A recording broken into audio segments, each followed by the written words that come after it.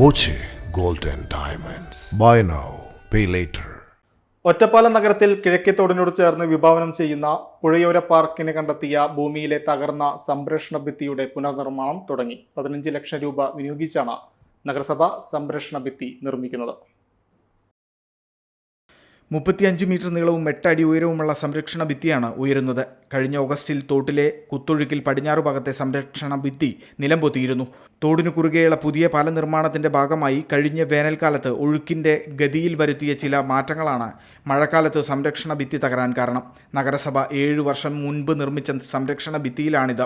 ഭിത്തിയുടെ പുനർനിർമ്മാണം പൂർത്തിയാകുന്നതോടെ DTPC പുഴയോര പാർക്കിന്റെ നിർമ്മാണം തുടങ്ങും. വേനൽ തീരും മുൻപ് പാർക്കിന്റെ നിർമ്മാണ പ്രവർത്തനങ്ങൾ പൂർത്തിയാക്കാനാണ് ശ്രമം. ഇതിനായി ഭൂമി DTPCക്ക് കൈമാറും. സായാഹ്നങ്ങൾ ചെലവഴിക്കാനുള്ള കേന്ദ്രമെന്ന നിലയിൽ 1 കോടിയോളം രൂപ വിനിയോഗിച്ചാണ് പുഴയോര പാർക്ക് ഒരുക്കുന്നത്.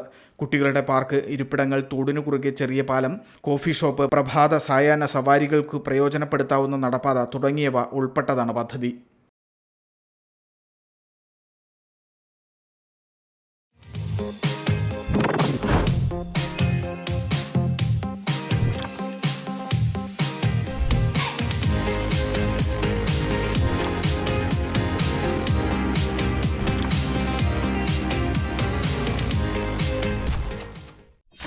.view news.